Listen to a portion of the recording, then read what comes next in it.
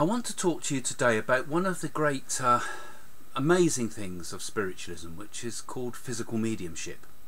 Now I'm going to tell you a little bit of a story about what happened to me regarding physical mediumship and Jane. We went along to see a physical medium. Now I've written about this in my new book, which is Mystic Journey to India, and although this isn't about India, it happened as soon as I got back from India. Now I told you all about, in some of my other blogs here, I've told you about the journey I've done to India, the incredible things that happened to me, the life transforming things that happened while I was in India, making a movie at the same time, Mystic Journey to India, of the same name as the book. Okay, there's the plug, that over. Okay, so but when I got back, you know, I was really inspired to feel like I wanted to do something. You know, I'd always done something altruistic with my life, but I really felt I wanted to devote myself entirely to doing something deeply, deeply spiritual. And I was really pleased when I was able to book to see 2 physical mediums.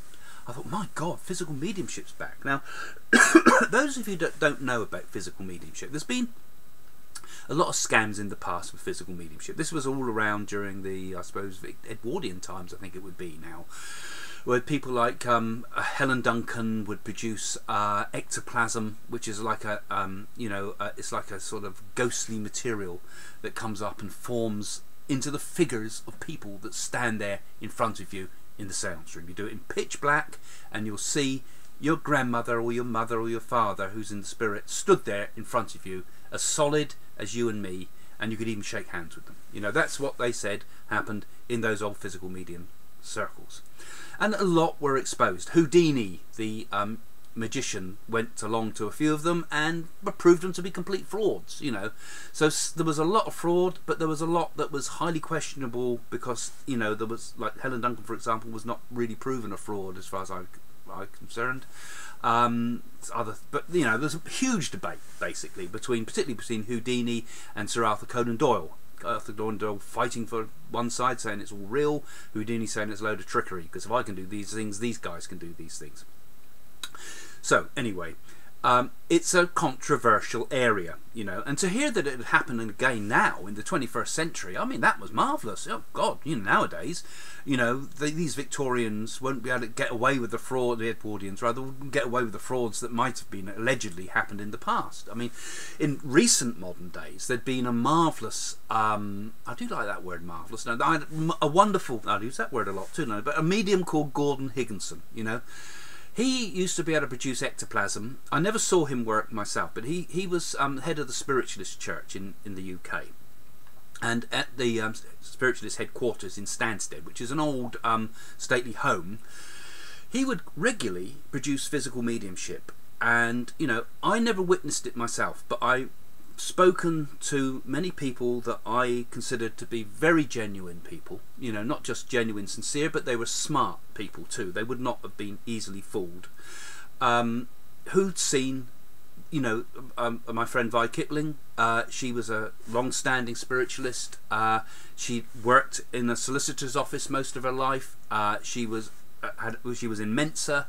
Very intelligent lady, but she saw her mother appear in one of Gordon Higginson's physical seances. So at its best, physical mediumship is something that we just, you know, we just have to think, wow, you know, what an incredible thing. So I was really pleased when we were able to go to 2 physical mediumship circles. But God, you know, the first one, I'm not going to give the names of either of these physical mediums at the moment, right? I don't want to get involved in, you know, exposing people really, as others can do that. But this first one, my God. We went to the place and it was a complete pitch black, okay? So Jane and Jane says, what, you taking me along till I explain? Oh, well, really? You know, physical mediumship? Well, God, you know, so we're both a little bit concerned, you know, could this be fantasy? Could this be real? Could this be trickery? It was neither, really. The guy that did this physical mediumship, we all sit in a dark room specially designed for this, and it was pitch black. I mean, when you say pitch, total blackness, which is eerie, you know. And he'd sit there, and the guy was a complete maniac. He was just he was like something out of One Flew Over the Cuckoo's Nest. Honest to God, he was saying the most crackpot stuff. Now, the way he worked was to have loud music blasting out, right, throughout the whole thing. So he'd have, you know, he'd have Freddie Mercury music playing full volume, you know, and then when it'd go down a bit quiet, he said, "Freddie Mercury is with me now, you know, can you feel Freddie Mercury in the room?" And I thought, no. And then can you not smell it? Smell his perfume, or somebody's perfume. It was Judy Garland, this might have been. And I can hear him crunch something in his mouth and go, "Ah!" yes, we can smell it, we can smell it. He just crunched a sweet, you know. And then he's tied to a chair. You know, these physical mediums are supposed to be tied to a chair so no cheating goes on. And he can you feel it? And he flicks some water or spit some water across the room. Oh, geez, you could see what was going on. Well, it was a completely, totally stupid thing that we went to, you know. And amongst it, you know, he actually got people up in pitch black, dancing with an invisible Louis Armstrong. He had Louis Armstrong's music playing, so now Louis Armstrong's with us, and these people are dancing in the middle of the room in pitch black, so we can't see them, but they're dancing round, hoping not to get tripped up, with Louis Armstrong, you know. Oh my God, what was all this about, you know? And they, "Can you feel Louis Armstrong?" "Yes, he's touching me, I can feel his arm round me." Yeah, come on, you know. It was obviously, to me anyway, I mean, others might, the others there thought it was as real as could be, but I saw nothing, you know. And as far as I was concerned, this man needed mental health care, you know. So that's why I don't want to give his name out, because I think he was seriously mentally ill, frankly. Anyway, so that was our first encounter with physical mediumship, and oh, I have to laugh when I came out. Jane really, I talk about a clip round the ear. I mean, "Craig, what are you doing, taking me to these nonsense?" You know. And I said, "Don't say anything. Don't say anything. I want to go to these other ones." You know.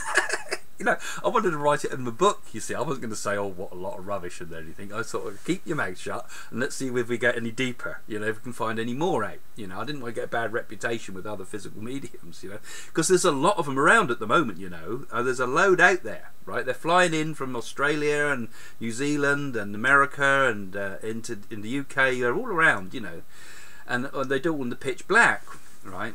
So, you know, why can't they have a night camera, right? Okay, anyway. They can't, because anyway, I'll tell you that in a minute.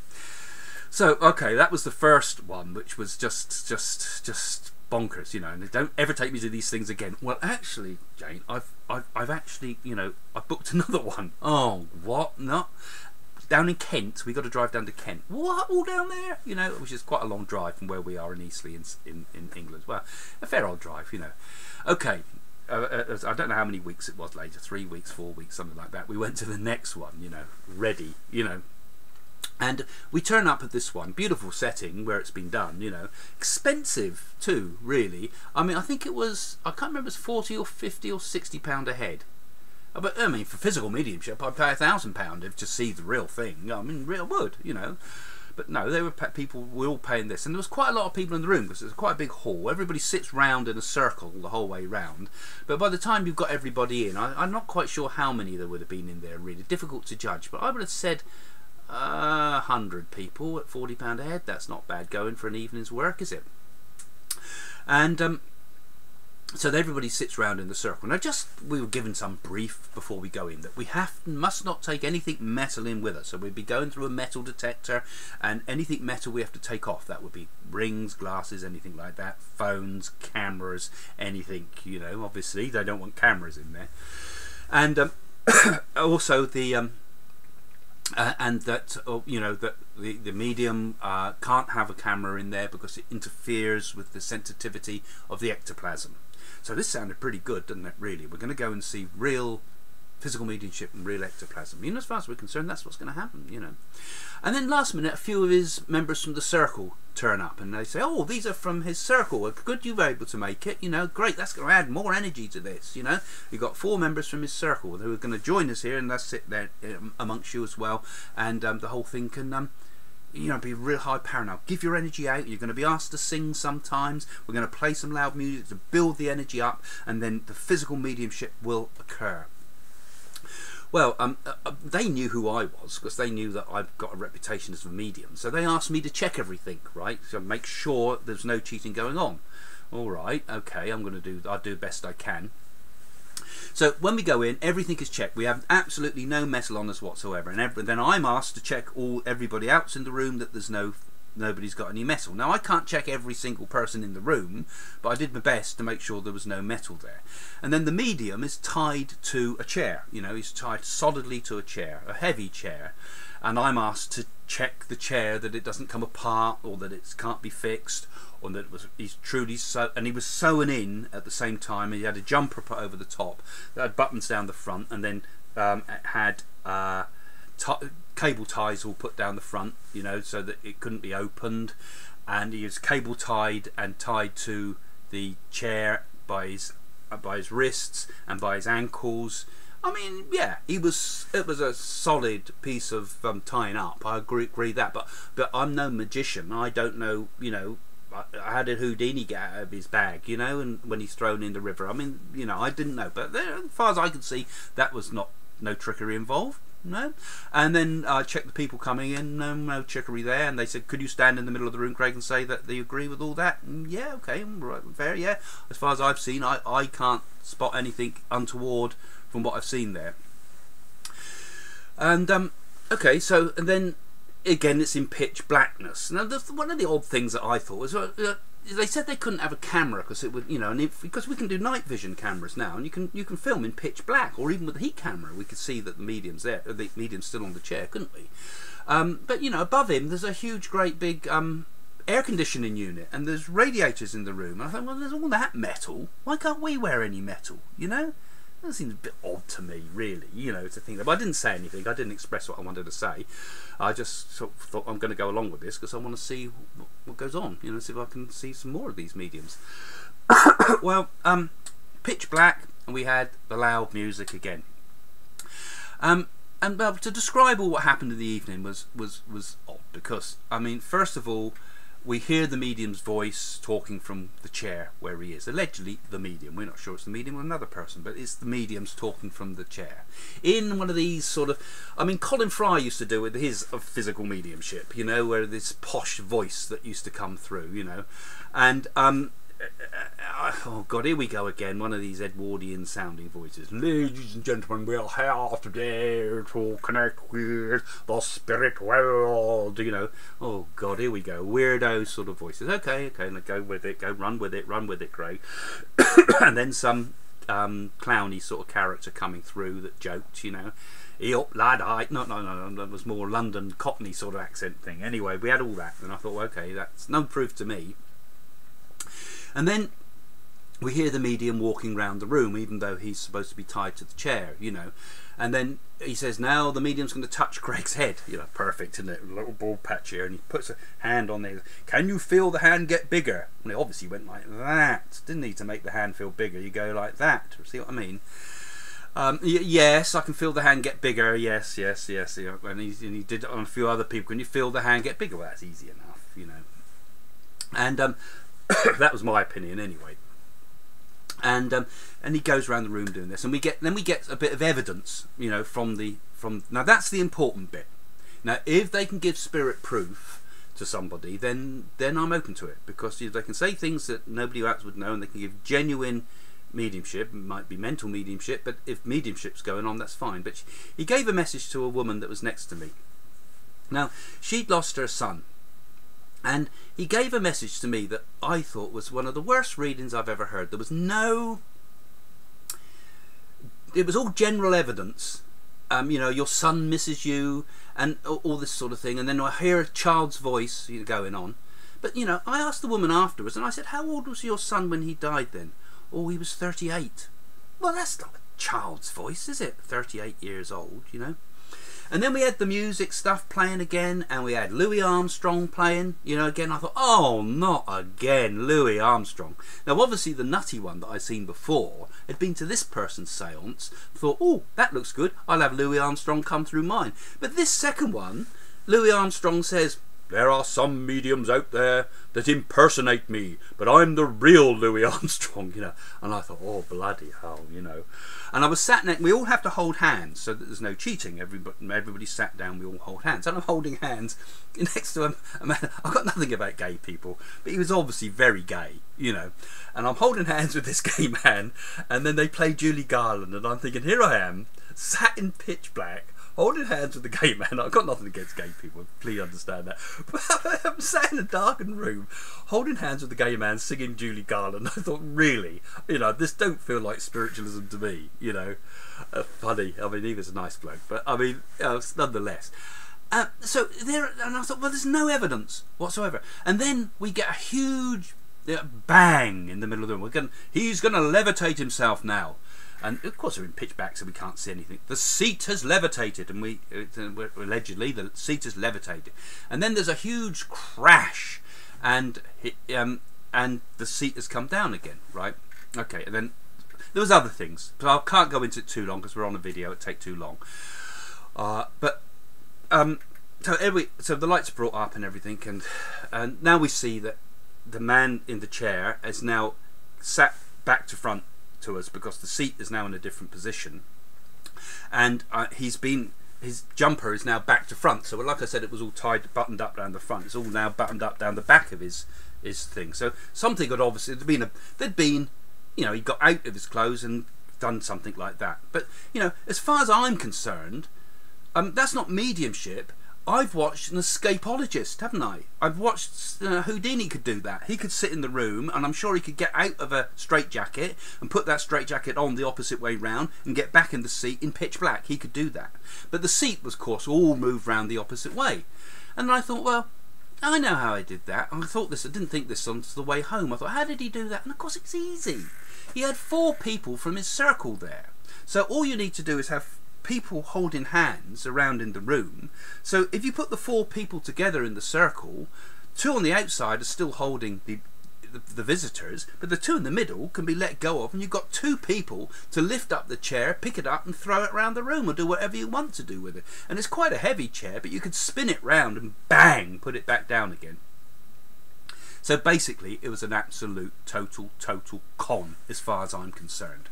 But what made me sick, you know, I mean, Jane and I came out of that, and I said, don't say anything, Jane. I've got a 3rd one I'm going to. Right? Don't say anything, you know. And she was ready to tear him to bits. So I thought, no, but you know, I can't say anything. It's not going to do much good. I'd rather talk to people like you on video about this and in my book about these things, and warn you about what can go on, which is so bad because I believe in physical mediumship, but you know, it's not right what they've been doing, these guys. But what upset me was that, you know, a few messages have been given there, and they were rubbish. They were total rubbish spirit messages as far as I'm concerned. No, I know what good evidence is, and there's no evidence in those whatsoever. And you know, ever since the cheating went on before with the Lincoln business, those in spiritualism I know about, you know, I've always been a bit against some physical mediumship unless it has a night vision camera in the room. And they started putting night vision cameras in the room now, and what happens? All we get is trance. We don't get physical mediumship. Isn't that funny? Why is it we only get trance now and we don't get physical mediumship once you put a camera in there? You know? So here I am, a medium who's trying to spend my life proving mediumship, having to sort of speak negatively about it, which is a great shame. But I have to speak up about this because in that same room, that lady that was sat next to me was obviously clearly very bereaved from her son. And in the room, I think a group had come along of Indian people. It was their first encounter with spiritualism. There was 6, 7, maybe 8 of them had come, and the head of the family, the father I think it was, had paid the money so that all the sons and grandsons could come along to listen and get a message from their son. And that was all they got. When we came outside, I mean, me and Jane were absolutely fuming at this, you know, really angry with what I'd said. And we spoke briefly to the Indian man. I said, look, don't believe everything that's being told you there. You know, spiritualism is real, but look different places. You know, I didn't want to do any more harm. But when you think, you know, that those people, they spent all that money, they come a long way. I think they come from way away. I don't know where they come from, but I know they spent, I'd overheard them talking, they'd come hours of journey. And then to get that, you know, just added to their grief. And this person, this group of scumbags, because that's all they are, had got together and done fake physical mediumship like that and ripping people off. It's very easy. They were coming in from overseas, you know, so it was easy, isn't it? And then they fly back home. And I heard that one of them used to work part-time for the airline anyway, so probably all got cheap tickets as well. Ugh, so beware. Now, I don't want to put the seeker off seeking for spiritual, proper physical mediumship. Like I said, you know, at the start, I mean, there was that medium Gordon Higginson. There was another one called Leslie Flint that was around not long ago, you know, in my lifetime, who were fabulous mediums. I never actually witnessed their physical mediumship, so I can't attest to it firsthand. But some of the second-hand talks that people gave me about physical mediumship was absolutely marvellous. You know, incredible things happened. And I know Spiritualism itself has been coming down on these people. Psychic News, which is a good magazine, worth getting, get it. It is the newspaper for Spiritualism, says, you know, wants people to put signs up in their churches saying we will not accept physical mediumship unless night cameras are available, you know. And in Stansted Hall, where Gordon Higginson used to work, they have night cameras. They still sit for physical mediumship, but they have night cameras, right? So it can be captured on night camera. So that's the way it has to work. We have the technology today. If we can't prove it, then we can't prove it. So, you know, it's hearsay. So, you know, I think mental mediumship can be proven through the evidence we give, but I'm not going to put up with that nonsense, and none of us should. So, you know, beware if you're invited to a physical mediumship session. Look out if there's any confederates there, you know, people that are working as a group together. Look into it very carefully if you go along to it. Now, I'm not saying that it's all wrong. There was supposed to be some good stuff that had occurred in the past and recent years, and I'm not going to knock it. Because I've said this, I don't want to knock everything, because it's not. Physical mediumship is real. It can happen, but be careful.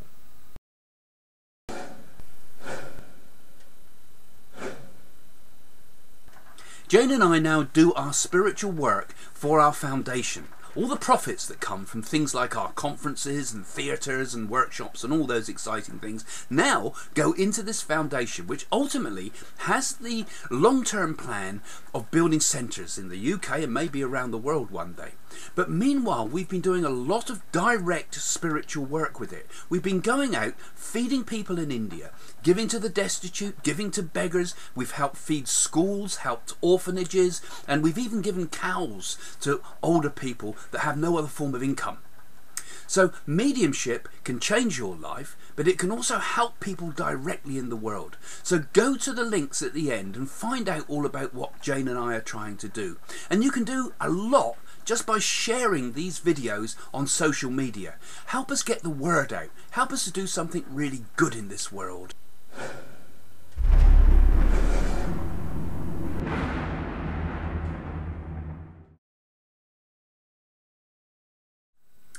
Click on this picture of me to subscribe to our channel and see all of our latest videos as soon as they're published. Or click on this next video for more of our stuff.